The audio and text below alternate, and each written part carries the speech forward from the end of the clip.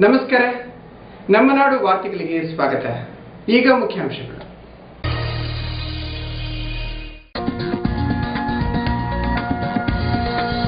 ಮೀನುಗಾರರಿಗೆ ಕಿರುಕುಳ ಕೊಡುವುದು ನಮ್ಮ ಉದ್ದೇಶವಲ್ಲ, ಅಕ್ರಮ ತಡೆಯುವುದೇ ನಮ್ಮ ಗುರಿ. ಸಹಕಾರ ನೀಡಿ ಕೋಸ್ಟ್ ಗಾರ್ಡ್ ಮಾಹಿತಿ ಶಿಬಿರದಲ್ಲಿ ಸರ್ಕಲ್ ಇನ್ಸ್ಪೆಕ್ಟರ್ ಮುಕುಂದ ನಾಯ್ಕ್.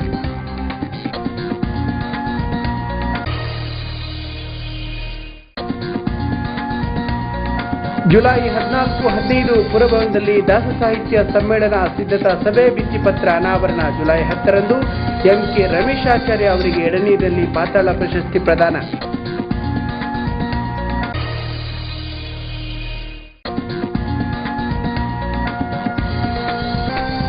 ಎನ್ಸಿಸಿಯಲ್ಲೂ ವಿದ್ಯಾರ್ಥಿನಿಯರ ದಂಡು, ಫೈರಿಂಗ್, ಶೂಟಿಂಗ್, ಕವಾಯತುಗಳಲ್ಲೂ ಮೇಲುಗೈ. ದೇಶ ರಕ್ಷಣೆಗೆ ನಾವು ಕೈಜೋಡಿಸುತ್ತೇವೆ, ವಿದ್ಯಾರ್ಥಿನಿಯರ ಬಿಚ್ಚುನುಡಿ.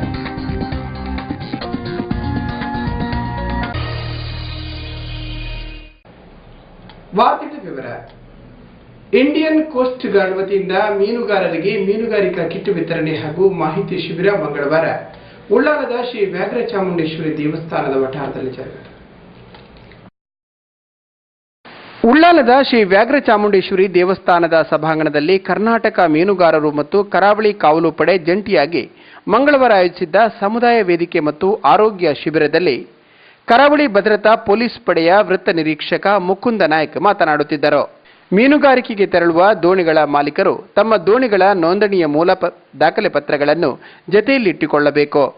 ಕರಾವಳಿ ಕಾವಲು ಪಡೆ ನಡೆಸುವ ತಪಾಸಣೆಯನ್ನು ಮೀನುಗಾರರು ತಮಗೆ ನೀಡುವ ಕಿರುಕುಳ ಎಂದು ಭಾವಿಸಬಾರದು ಎಂದು ವಿನಂತಿಸಿದ ಅವರು, ತಮ್ಮ ಮೂಲ ದಾಖಲೆಗಳ ನಕಲು ಪ್ರತಿಗಳನ್ನು ದೃಢೀಕರಿಸಲು ಕೋರಿ ಮೀನುಗಾರಿಕೆಗೆ ಇಲಾಖೆಗೆ ಸಂಪರ್ಕಿಸಿದಾಗ ಖಂಡಿತ ಅವುಗಳನ್ನು ಕಡೆಗಣಿಸಲಾಗುತ್ತಿಲ್ಲ ಎಂದರು.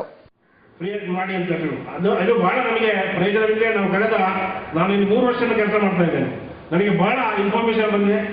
ನಾನು ಇಮಿಡಿಯೇಟ್ ಅವರಿಗೆ ಫೋನ್ ಮಾಡಿದವರಿಗೆ ಆ ಕೆಲಸ ಆದಂತ ತಿಳಿಸ್ತೇನೆ ಕೂಡ, ಈಗ ಇಂಥದ್ದು ಆಯ್ತು ಅಂತ. ಯಾಕಂದ್ರೆ ನನಗೆ ಹಾಗೆ ಹೇಳಿದ್ರೆ ಪುನಃ ನೆಕ್ಸ್ಟ್ ಬಂದು ಎಲ್ಲರೇ ನಾವು ಹೇಳ್ತೇವೆ ಕೆಲಸ ಆಗೋದಿಲ್ಲ ಅಂತ ತಿಳಿಸ್ತೇವೆ ಅವರಿಗೆ. ನಿಮಗೆ ಅದು ಆಗದೇ ಇರ್ಬೋದು, ನಿಮ್ಮ ಮಟ್ಟಿಗೆ ಅದು ಏನೋ ಒಂದು ಸಂಶಯಾಸ್ಪದ ಬೋಟ್ ಆಗಿರ್ಬೋದು.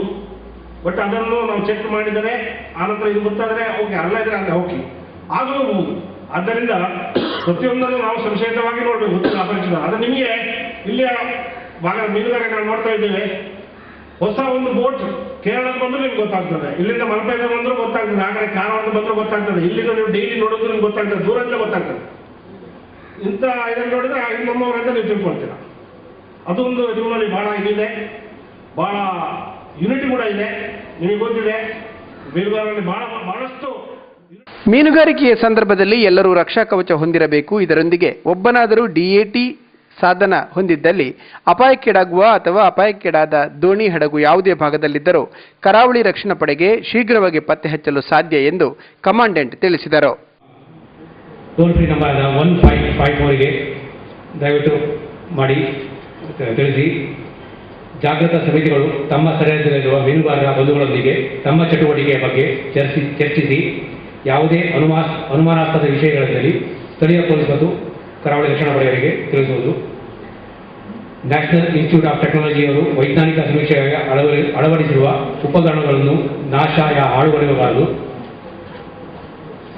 ಸಮುದ್ರದಲ್ಲಿ ಅಲ್ಲಲ್ಲಿ ವೈಜ್ಞಾನಿಕವಾಗಿ ಉಪಯೋಗ ಆಗುವಂಥ ಮಷೀನನ್ನು ಇಟ್ಟಿದ್ದಾರೆ.